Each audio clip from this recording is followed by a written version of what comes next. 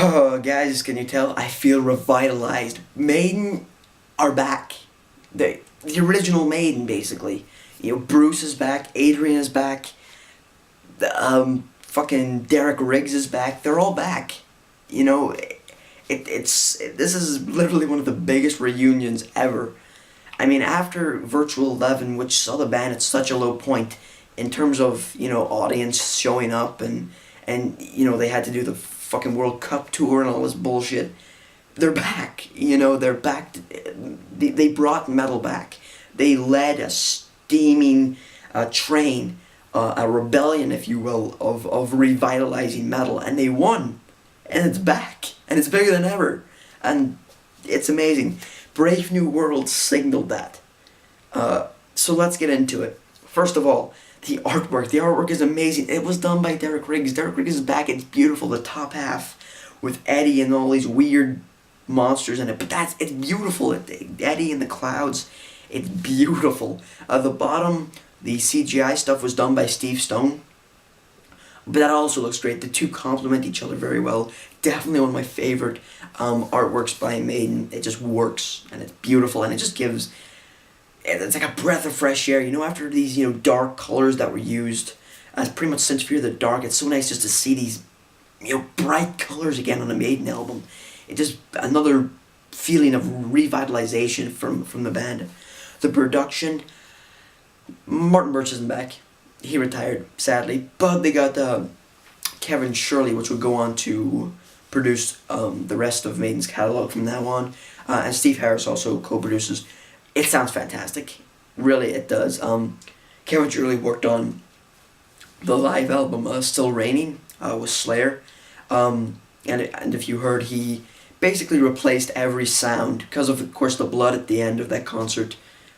Pretty much muddled up the instruments. He had to fucking replace everything and every sound in that performance. So you know this guy's good. You know this guy's good. So Brave New World sounds fantastic. Thank you, Kevin. Thank you. The vocals. Bruce, my boy. Brucey boy. Oh my god. Bruce. You're back. You're fucking back. Oh my god. He sounds better than ever. I'm just going to come right and say it. Does he sound as good as Somewhere in Time, Jack? Yes? No. He doesn't sound as good as there. But god damn, he sounds just fucking revitalized. His voice has matured over his solo career, over his time off from Maiden, and he just sounds better than ever. A good sign of this is Wasted Years, 1999, Best of the B-Sides. Check that song. Check his performance out on that. Brilliant, but on terms of Brave New World, he sounds fantastic. There's not a note out of place. There's nothing bad about his vocal performance. He sounds revitalized. He sounds fresh. He sounds ready just to take everything Maiden gave him back. Or he gave away. He just feels like he just turned up and he's back. And he's just putting his foot down. He's like, right guys, I'm back. Boosh. Let's do this. And he really is. So, go on. Brissy boy. Yes. Ah, yes. Yes. Yes. Okay, I'm excited, dude. Brave New World is fucking awesome. So yeah, what about the instruments? The instruments are brilliant. Nico's just, he sounds really revitalized again. Yes, he was giving good performances on the X Factor Virtual 11, but he just seems revitalized. Yannick and Dave, of course. Well, Dave sounds fantastic, and Yannick, you know, as usual, but Adrian Smith. Adrian Smith is back, and you could tell the solos are more meticulous than they were in the past. And it's just, and the three guitar lineup works perfectly. They mesh well together. Not so much on the old songs that they play live, but on this album with a three guitar lineup, it works perfectly. They all mesh with each other pretty well, and it's just fantastic. Now the writing. What about the writing? Writing is really great. I believe Dream of Mirrors, The Mercenary, and The Nomad were written for Virtual 11, which is strange because I can't imagine Blaze singing any of these songs, even especially the beginning of Dream of Mirrors, which is funny because he contributed lyrics to that song. So yeah, it really does feel like this album was written for Bruce. But you know, what can you do? The epic of the album, which I believe to be the Nomad.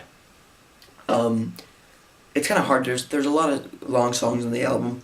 The Nomad, Dream of Mirrors, and the Thin Line Between Love and Hate are all really long songs. But the Nomad to me is just a lot of, is the best one of those three.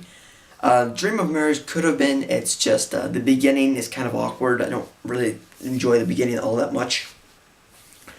And the Thin Line Between Love and Hate I absolutely adore. But the Nomad really, just for me, is the epic, and it's fantastic. The solos are brilliant. Bruce's vocals are amazing. One thing to call out, though, on the Thin Line Between Love and Hate is a middle part where like the instruments kind of calm down and there's hardly anything playing, and then Bruce sings a Thin Line Between Love and Hate, but it's like beautiful. It's amazing. It's kind of like in the middle of a song where the singer's kind of been singing low, and it's okay, but then suddenly they just burst into this fucking high note, and you're just like, and you're just amazed. It's kind of like that. It's really beautiful, and just a nice way to finish off the album with that song. But The Wicker Man, of course, the lead single to the album. As soon as you hear the guitar riff come in for the first time, you're just like, Maiden are back. They're back. The good old Maiden that we knew and loved from Seventh Son and Somewhere in Time and Power Slave, they're back. But with a few of the X Factor and Virtual 11 elements. Yeah, it's a fantastic album. Blood Brothers with Steve Harris's bass works out. It's just a brilliant song. The Ghost of the Navigator is fantastic. Brave New World also. They all have these qualities to them. They all have old Maiden qualities, 80s Maiden qualities, but they also have Blaze era qualities that just mesh together perfectly for this great album. So yeah, overall, Brave New World's got to get a 9 out of 10 for me. I absolutely adore this album, from the artwork to the production to the writing. Everything is just kind of perfect on this album. The only reason why it doesn't get a 10 is really, we've heard this stuff before. We've heard it on the X Factor and Virtual 11, and we've heard it, in the 80s material. So there's nothing really new here, but it's still a fantastic album nonetheless. Hope you enjoyed the review, guys.